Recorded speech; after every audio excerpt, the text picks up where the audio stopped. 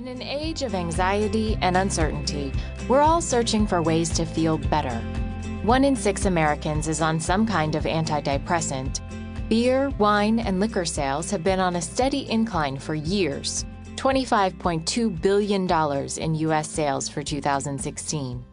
Viewings of baby goat videos are up dramatically, data to come. Even those who are doing relatively well have become aware that material success does not necessarily translate into a more durable sense of well-being. So it's no surprise that everyone is looking to add more happiness to their lives. We want to know how to stop feeling stressed and to smile more, or how to bring more fun into our date nights, or what kind of plants will improve our mood. Hint, stay away from pointy leaves. With such demand to get happier, there's been perhaps an even greater supply to meet it. From feel-good inspirational quotes to in-depth scientific studies, happiness has become big business. But the abundance of information out there can leave the average person overwhelmed. You are busy and likely just looking for some simple tips to add more fun to your day without all the scientific jargon or unrealistic advice about the best yoga positions to save your marriage. If you're feeling stressed or unsatisfied, you're likely looking for sensible, actionable, and ultimately fun tips to help you get happy. And that's what this book aims to deliver. As you read, some of the tips might sound familiar, maybe since you're already a generally happy person, but others will, I hope, catch you by surprise or get you to see your habits or daily life in a new light.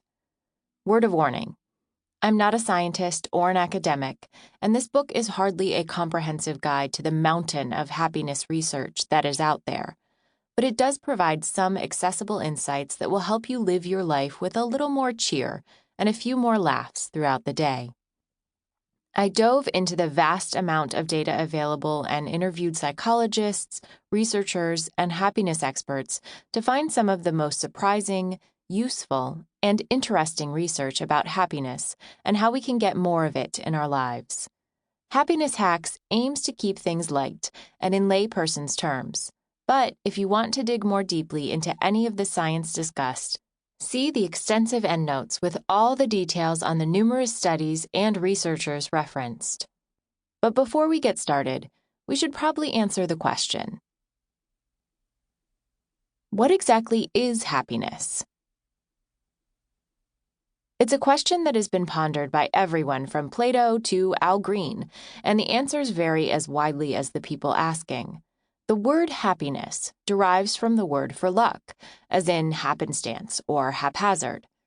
At least going back to before the Enlightenment, many viewed it as a matter of random luck or divine fortune if someone felt happy or not. To a degree, this is true.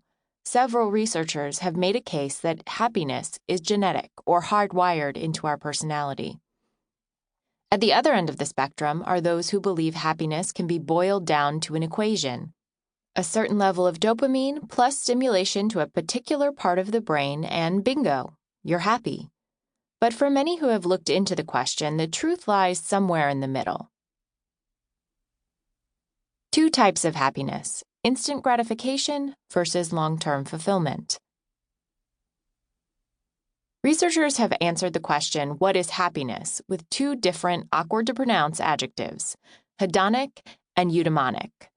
Hedonic happiness is all about maximizing pleasure and minimizing pain, and tends to be characterized as momentary or superficial. It may be the satisfaction you get from eating a great meal, or the good feeling after a workout or a successful date. Whatever experience gives you, personally, enjoyment and delight. Critics point out that using this simple more pleasure than displeasure equation fails to really get at what it means to be happy. These folks embrace a different definition of happiness: eudaimonic happiness, a broader sense of psychological well-being, that you are living a fulfilling life in line with your personal goals and values, and perhaps contributing to the larger good of society while you're at it. It's a concept Aristotle defined in his Nicomachean Ethics as a flourishing, fulfilled life rather than a transitory feeling of pleasure. For as it is not one swallow or one fine day that makes a spring, So it is not one day or a short time that makes a man blessed and happy.